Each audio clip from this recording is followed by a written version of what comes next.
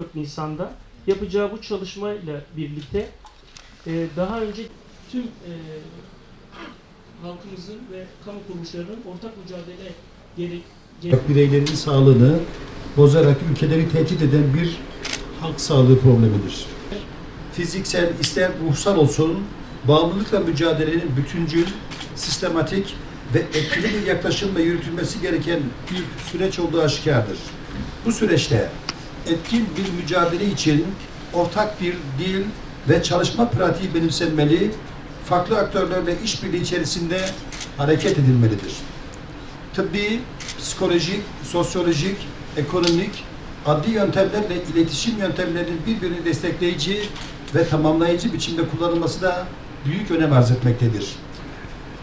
Bağımlılıkla mücadelenin en önemli başlığı kuşkusuz uyuşturucuyla mücadele oluşturmaktadır. Mücadelemiz, ekiminden üretimine, bulundurulmasından alış satışına ve kullanımına kadar pek çok alanı kapsamaktadır. Tüm bu alanlarda polisimizle, jandarmamızla, istihbarat birimlerimizle yoğun bir mücadele yürütüyoruz. Bununla birlikte uyuşturucuyla mücadeleyi sadece narkotik polisimizin vazifesiymiş gibi değerlendirmek, büyük fotoğrafı tesis edememek anlamına gelir.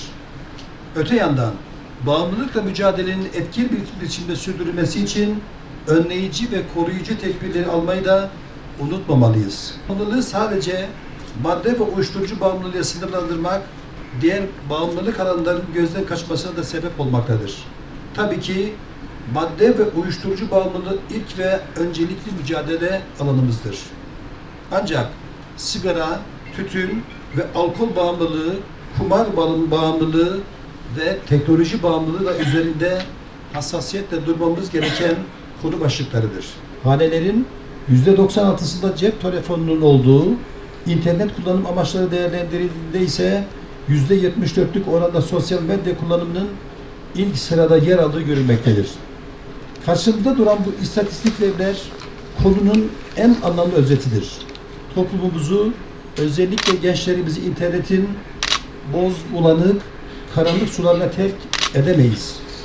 İnsanımızı, evlatlarımızı sosyal medyanın esareti altına bırakamayız. Bunları en son size arz ettikten sonra Sağlık Bakanlığı'na bunu sunacağız.